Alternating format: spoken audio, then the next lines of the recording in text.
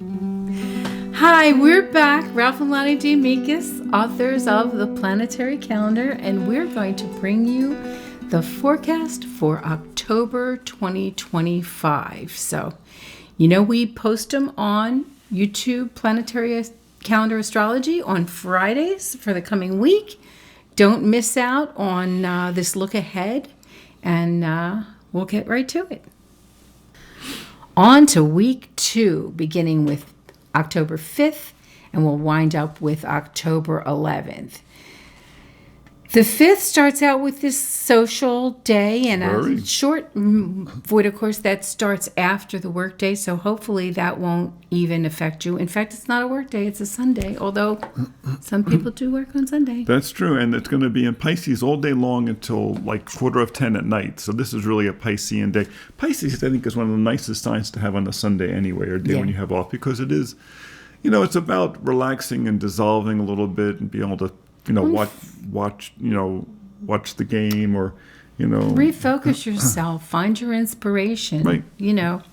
Right. Have a glass of wine. Unplug for a little while, if that's possible. And then we go on to the next day, the 6th. This is the full moon. This is the full moon at 14 degrees Aries. So it means the other side is 14 degrees Libra. And we said something significant about it. I remember we said that last week's forecast.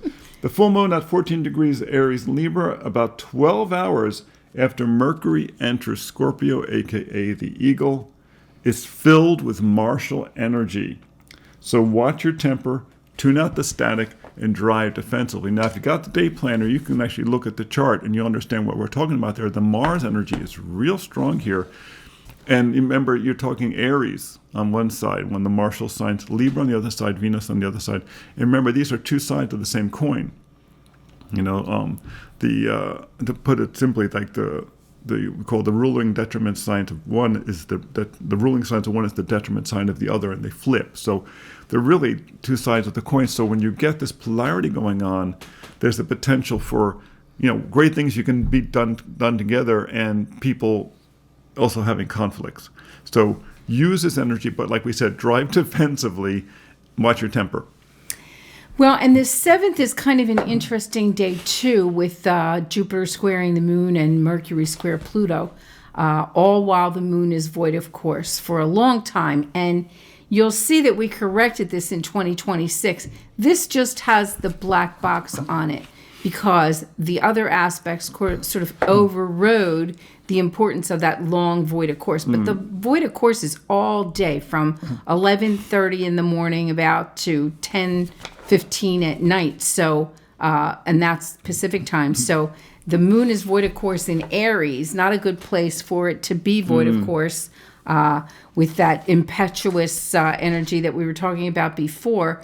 And that Mercury square Pluto you could really get yourself in a little bit of hot water. So watch that day. For 2026, that black box will still be there, but there'll be another black frame around it. So it will draw your attention to the fact that there is an abnormally long void, of course, there to double trip you up. Yeah, exactly. Those frames are going to show you the void, of course. We try to make as many symbols as possible within the calendar that are easy to read, so you understand that this is the lunation, this is the ingress, these are the the easy days, the circles, the black boxes are the challenging days. We got your back. Yeah, the calendar's designed to be easy to read, to whatever level of knowledge you have. Now on the 8th, you have a bunch of aspects below the moon. You got the moon in Taurus, aka Bovis, the cow all day long, so it's a very steady day.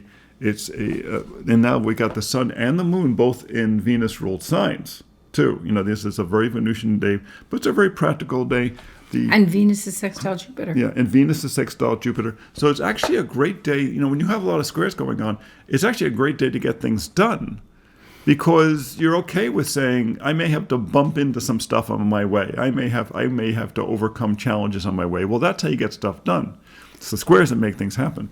Well, and so Venus on a Taurus moon day could get you in trouble, especially Venus-Jupiter contacts. Yes. Remember, they can often indicate problems with metabolizing sugar when you find that in a natal chart, but you can also find that in the transit chart, that, you might want to overeat with those carbs, or you might want to overdo it with the sugar, or God forbid, overdo it with the alcohol. These are all sugar-related issues. So make sure you take a little extra care with that, Jupiter conjunction. And just remember, a pint of ice cream is not a single serving size.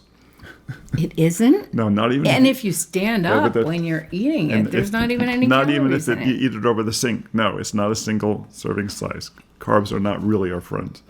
So, okay. And then we're on to the 9th. The 9th. It's all social signs. It's all aspects to the moon. The moon's going to change sign late in the day. I was going to say, remember, that's the Taurus moon. So still the Taurus moon is still this very kind of emotionally satisfying, comfortable moon. It's very much in the comfort zone. It's all nice aspects. Jupiter, Venus, Saturn, Neptune, and Uranus all make nice aspects to the moon.